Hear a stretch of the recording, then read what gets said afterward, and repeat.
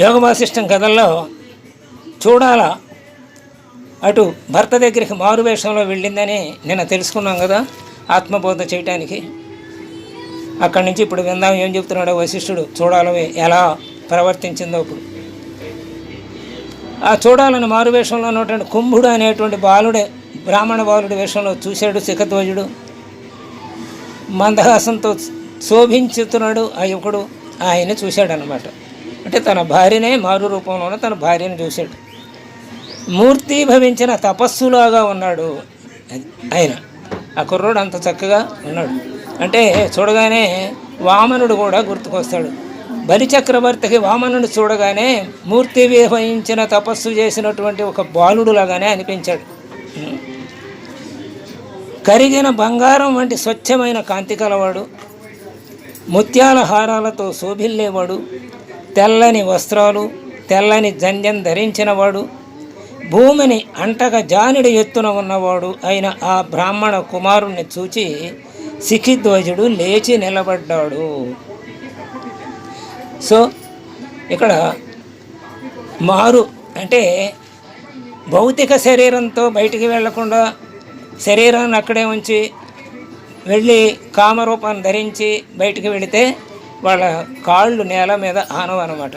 అందుకనే ఇక్కడ ఏం చెప్పాడు, భూమిని అంటక జానుడి ఎత్తున ఉన్నవాడు అంటే ఆయన పాదాలు అంటలేదన్నమాట. అంటే మరి వేరే మారువేషంతో వెళ్ళింది కదా, అంటూ ఆకాశగమనం చేసి సూక్ష్మ శరీరంతో అక్కడికి వెళ్ళింది. దాన్నే భౌతిక రూపం ఆ సూక్ష్మ శరీరం అక్కడ ధరిస్తుందన్నమాట. అలా వెళ్ళి ఆ బ్రాహ్మణ కుమారుని అలా వెళ్ళినటువంటి బ్రాహ్మణ కుమారుని చూశాడు శిఖిధ్వజుడు. లేచి నిలబడ్డాడు. ఎంతో గౌరవనీయుడిగా ఉన్నాడు కదా, అన్ని లక్షణాలు ఇప్పుడు చెప్పుకున్నాం కదా. అందుకని దేవపుత్రుడే ఇక్కడికి వచ్చాడా అన్నట్టుగా ఉంది ఆయనకి, శిఖిధ్వజుడికి. అలా అనుకుంటూ ఈ విధంగా ఆ బాలుడితోటి పలుకుతున్నాడు. శిఖిధ్వజుడు ఏమంటున్నాడంటే, ఓ దేవపుత్ర నమస్కారం, ఇదిగో ఆసనం స్వీకరించు. నీవు ఎక్కడి నుండి వచ్చావు? నీ రాక చేత నా జన్మ ధన్యమైంది. నీ దర్శనం చేత ఈ దినం ధన్యమైందని నమ్ముతున్నాను. ఓ మానప్రద, ఇదిగో పాద్యం, పాదాలు కడుక్కోండి. ఇదిగో అర్ఘ్యం, నీళ్లు తాగండి. ఇవిగో పుష్పాలు, ఇవిగో పూలమాలలు తీసుకోండి, గైకోనండి, నీకు శుభమగుగాక అంటూ వచ్చాడు. అక్కడ వామనుడు వెళ్ళగానే వామనుడికి కూడా ఎలాంటి మర్యాదలే చేశాడు ఆయన, ఇంతకన్నా ఎక్కువగానే. ఇంకేం కావాలి అని అడిగాడు.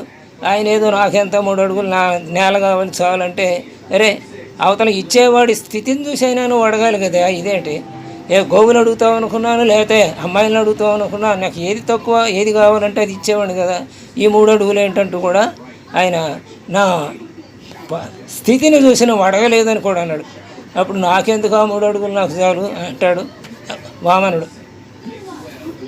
అలా వామనుడిని గుర్తు తెచ్చాడనమాట. శిఖిధ్వజుడు అలా ఆ బలిచక్రవర్తిని గుర్తు తెచ్చాడనమాట. అంటే స్థితి అదే ఇద్దరిది. ఇక్కడ బ్రాహ్మణ కుమారుని వేషంలో ఉన్నటువంటి ఆ చూడాల అలా అనిపించింది శిఖిధ్వజుడికి. అందుచేత ఆ రకంగా ఆహ్వానించాడు ఆయన్ని.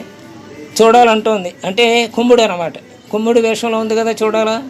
ఏమంటుందంటే, ఓ రాజర్షి, ఈ భూతలంపై నేను అనేక స్థానాల్లో సంచరించాను, కానీ నీ నుండి పొందిన పూజా సత్కారాలని నేను ఎక్కడా పొందలేదు. ఓ పాపరహితుడా, ఈ నీ వినయం చేత నీవు చిరంజీవివి కాగలవని నమ్ముతున్నాను అన్నాడు. ఓ సాధు, శాంత మనస్సుతో ఫలాన్ని గురించి ఆలోచించకుండా మోక్షం కోసమే తపస్సు చేస్తూ ఉన్నావా అని అడిగాడు. విశాలమైన రాజ్యాన్ని వదిలి నీవు వనాన్ని సేవిస్తున్నావు. వానప్రస్థుల వ్రతం కత్తి మీద సాము వంటిది కదా, అలాంటి వానప్రస్థాశ్రమానికి వచ్చావు నీవు. కత్తి మీద సాము లాంటిదే నీ వ్యవహారం ఇప్పుడు. అప్పుడు ఇవన్నీ విన్న తర్వాత, ఆ కుంభుడు చెప్పిన మాటలన్నీ విన్న తర్వాత శిఖిధ్వజుడు అంటున్నాడు, మహాత్మా, నీవు దేవుడివి, అంతా తెలిసిన వాడివి, లోకోత్తరమైన చిహ్నాల చేత గొప్ప ప్రభావశాలిగా కనపడుతున్నావు. మరి శిఖిధ్వజుడి గురించి ఆ విషయం చెప్పింది కదా. అందులో అసలు ముందే మహా మహా దేవతాపుత్రుడని కూడా అనుకున్నాడు కదా ఈయన. అందుకని ఆయనకు అన్నీ తెలుసు అనే భావంతోనే ఇప్పుడు మాట్లాడుతున్నాడు. నీవు దేవుడివి, అంతా తెలిసిన వాడివి, లోకోత్తరమైన చిహ్నాల చేత గొప్ప ప్రభావశాలిగా కనపడుతున్నావు. అంటే చూడగానే ఒక గౌరవ భావం ఉట్టిపడేట్లుగా అతని ఆకారం ఉందన్నమాట. ఓ చంద్రముఖ, నేనిచ్చిన పూజని గ్రహించిన పిమ్మట నన్ను అనుగ్రహించి నీవు ఎవరి పుత్రుడవో, ఎక్కడ నుండి ఏ ప్రయోజనం కోసం ఇక్కడికి తెంచావో తెలియచేసి నా సంశయాలను తొలగించు. ఇదే మాట అడుగుతాడు బలిచక్రవర్తి. ఎక్కడి నుంచి వచ్చాడు? ఇక్కడ నేను చెప్పను, అక్కడ నేను చెప్పను, అన్నీ నేనే బ్రహ్మచారిని కదా, అన్ని చోట్ల ఉంటానంటాడు. మరి పరమాత్మ అన్ని చోట్ల ఉంటాడు కదా, అదే మాట చెప్తాడు ఆయన వామనుడు కూడా. కాబట్టి ఎక్కడి నుంచి వచ్చామంటే ఆయన కూడా అది ఇప్పుడు ఆ సంశయాలన్నీ తొలగించమని సికిధ్వజుడు కుంభుని కోరాడు. కుంభుని చరిత్ర అంటే చెబుతోంది అనమాట. చూడాల చరిత్ర అనమాట. అంటే మారు వేషంలో ఉన్నటువంటి చూడాల చరిత్ర ఇప్పుడు వింటున్నాం. ఓ రాజా, నీవు అడిగిన దాన్ని నేను చెబుతాను. వినయంతో ప్రశ్నించేవాడిని ఎవడు కాదనగలడు. పరిప్రశ్నైన సేవయ. ఈయన ప్రశ్న వేసేటప్పుడు ఎగతాళి ఉండకూడదు, హాస్యం ఉండకూడదు, అలాగే ఎదటి వాడిని కించపరుస్తూ ప్రశ్న వేయకూడదు. అందుకే భగవద్గీతలో చక్కగా ప్రశ్నని పరిప్రశ్న అయిన సేవయ అంటూ సేవ చేస్తూ ప్రశ్నని గురువు గారితో అడిగి తెలుసుకోవాలి. అందులో గర్వం ఉట్టిపడకూడదు ప్రశ్నించేటప్పుడు మనిషిలో. ఓ ధర్మలక్ష్మి, రమణీయ ముఖములో సుగంధయుక్తమైన కర్పూర తిలకము లాంటి శుద్ధాత్ముడైన నారదుడు అనే మునీశ్వరుడు ఉన్నాడు. అంటే ఆయన అడిగిన ప్రశ్నకి సమాధానం చెబుతోందన్నమాట. అంటే చూడాలి అంటే శుంభుడు చెబుతున్నాడు అనమాట. అందులో ఎంతో వినయంగా అడిగాడు కదా, అలా అడిగితే కాదని ఎవరు అంటారు? ఉన్న నిజాలన్నీ కక్కేస్తారు కూడా. నారదుడనే మునీశ్వరుడు ఉన్నాడు. ఒక సమయంలో ఆ మహర్షి మేరు పర్వత శిఖరంపై ధ్యానావస్థలో ఉన్నాడు. అక్కడ విశాల తరంగయుక్తమైన గంగానది ప్రవహిస్తూ ఉంది. ఆయన ధ్యానం ముగించిన పిదప జలక్రీడలకు సంబంధించిన గొప్ప కోలాహలాన్ని విన్నాడు నారదుడు. నలువైపులా చూచాడు. అక్కడ గంగానదిలో రంభ, తిలోత్తమాది అప్సరసలు జలక్రీడలు చేస్తూ ఉంటారు. రమణీయమైన స్త్రీ సమూహాన్ని చూచిన నారద ముని యొక్క మనస్సు అకస్మాత్తుగా వివేకరహితమై తొట్రుపాటు పడింది. చిత్తం అల్లకల్లోలమై ప్రాణవాయువు క్షోభించగా అతని వీర్యం స్ఖలించింది. అప్పుడు సికిధ్వజుడు అంటున్నాడు, మహాత్మా, మహాజ్ఞాని, జీవన్ముక్తుడు, ఇచ్ఛారహితుడు అయిన నారదముని చిత్తక్షోభను పొందటం ఎలా సంభవించింది అని అడిగాడు. తన కథను అడిగితే నారదుడు కథ చెప్పింది ముందు. అంటే తర్వాత ఏం జరుగుతుందో చూడాలి కదా మరి. అప్పుడు కుంభుడు అంటున్నాడు, ఓ రాజర్షి, ముల్లోకాల్లో ఉత్పన్నమైన సమస్త ప్రాణికోటికి దేవతలతో సహా స్వభావం రెండు రకాలుగా ఉంటుంది. అంటే సుఖ దుఃఖాల వంటి ద్వంద్వాలతోనే ఉంటుంది. దేవతలైనా అంతే, మానవులైనా అంతే, దేహం ధరించిన ప్రతి జీవికి అంతే. అగ్నుడైనా జ్ఞాని అయినా ఈ దేహం సమస్త ప్రాణులకు సుఖ దుఃఖమయమై ఉంటుంది.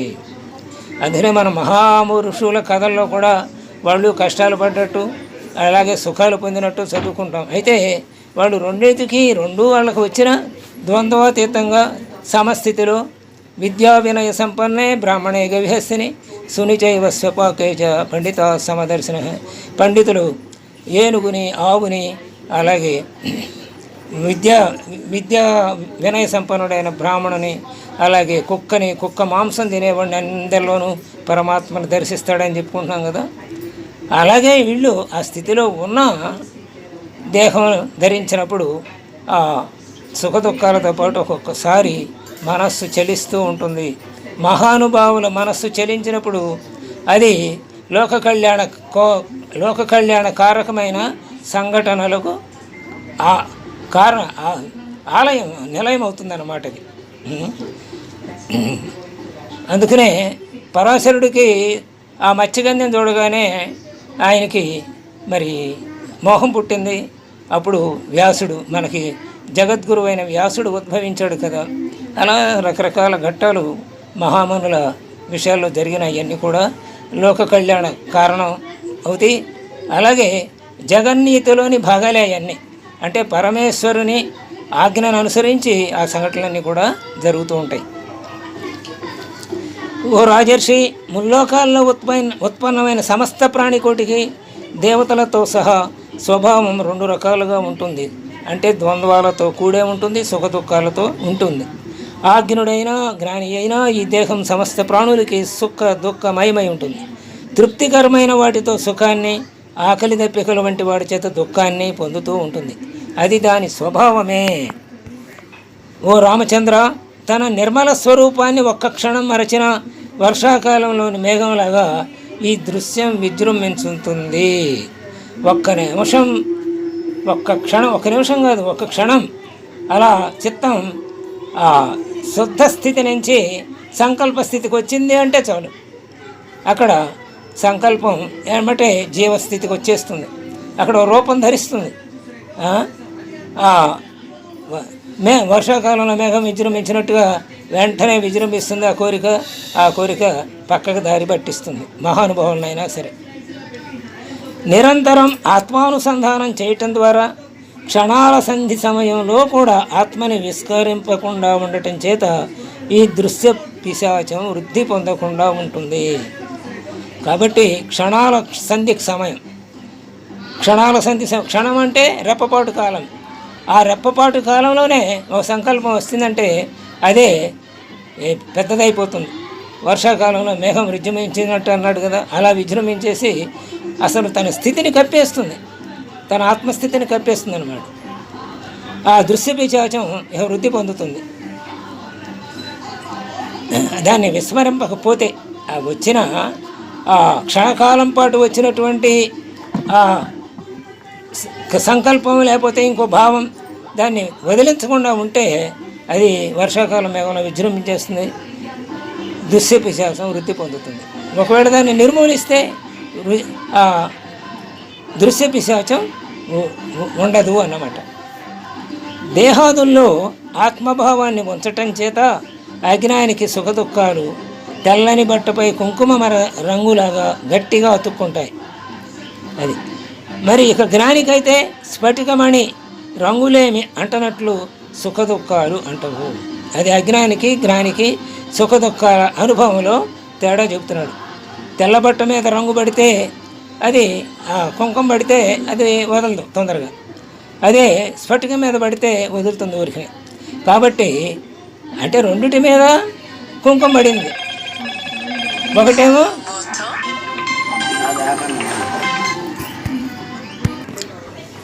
కాబట్టి దేహాదుల్లో ఆత్మభావాన్ని ఉంచటం వల్ల అజ్ఞానికేమో తెల్లబట్ట మీద రంగు పడితే వదలనట్టు అది పక్క లాక్కెళ్ళిపోతుంది. అదే జ్ఞానికైతే స్ఫటికం మీద కుంకుమ పడితే అది ఊరికనే వదిలిపోతుంది కదా, అట్లా విదిలిస్తే వదిలిపోతుంది. అట్లా జ్ఞానికి అది ఆ మనసులో అలాంటి భావన కలిగినా అది వెంటనే తొలగిపోతుంది అన్నమాట. కాబట్టి జ్ఞానికి సుఖదుఖాలు అంటవు, అజ్ఞానికైతే సుఖదుఖాలు అంటుంది. అంటే తెల్లబట్ట మీద రంగు అంటుకున్నట్టుగా. అలా కుంకుమ పోయిన వస్త్రం మాత్రం ఎర్రగానే ఉండేటట్లు మూడుని బుద్ధి విషయాల వల్ల తప్పిస్తూ ఉంటుంది. మందార కుంకుమ వంటివి సమీపంలో ఉన్నప్పుడు తాత్కాలికంగా ఆ రంగు కనపడినా స్ఫటికంపై నిజంగా ఏ ప్రభావం ఉండదు. అలాగే జ్ఞాని సుఖదుఖాలతో తాత్కాలికంగా అంటుకున్నట్లు అగపడినా అది నిజం కాదు. కనుక ఓ తపస్వి, విషయభావాలు పలచగా ఉండటమే మోక్షం, విషయాల దృఢభావనే బంధం. అది ఆఖరికి ఏం చెప్పాడంటే 2 వాక్యాల్లో చక్కగా చెప్పాడు బంధానికి మోక్షానికి తేడా. విషయభావాలు పలచగా ఉండటమే మోక్షం అంటే విషయాలు ఏం చేయవు అన్నమాట. పలసగా ఉన్నది ఏం చేస్తుంది, ఏం చేయదు. అయ్యే దృఢంగా ఉంటే బంధాన్ని కలిగిస్తాయి. అంటే జ్ఞానికి విషయాలు దృఢంగా ఉంటాయి, అజ్ఞానికి విషయాలు ఇది పలసగా ఉంటాయి, అజ్ఞానికి విషయాలు దృఢంగా ఉంటాయి.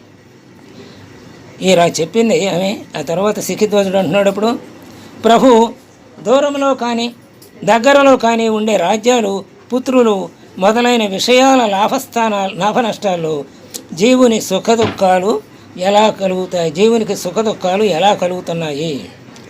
మరి ఇద్దరి స్థితి, జ్ఞాని స్థితి, అజ్ఞాని స్థితిని గురించి చెప్పాడు కదా. ఆ కుంభుడు అనే విషయంలో ఉన్న చూడాల చెప్పింది కదా. అందుకని సికిధ్వజుడు అడుగుతున్నాడు ఇప్పుడు, ప్రభు దూరంలో కానీ దగ్గరలో కానీ ఉండే రాజ్యాలు, పుత్రులు మొదలైన విషయాల లాభ నష్టాల్లో జీవునికి సుఖదుఖాలు ఎందుకు కలుగుతున్నాయి, ఎట్లా కలుగుతున్నాయి అని అడిగాడు. దానికి కుంభుడు ఏం చెప్పాడో సమాధానం రేపు తెలుసుకుందాం. స్వస్తి.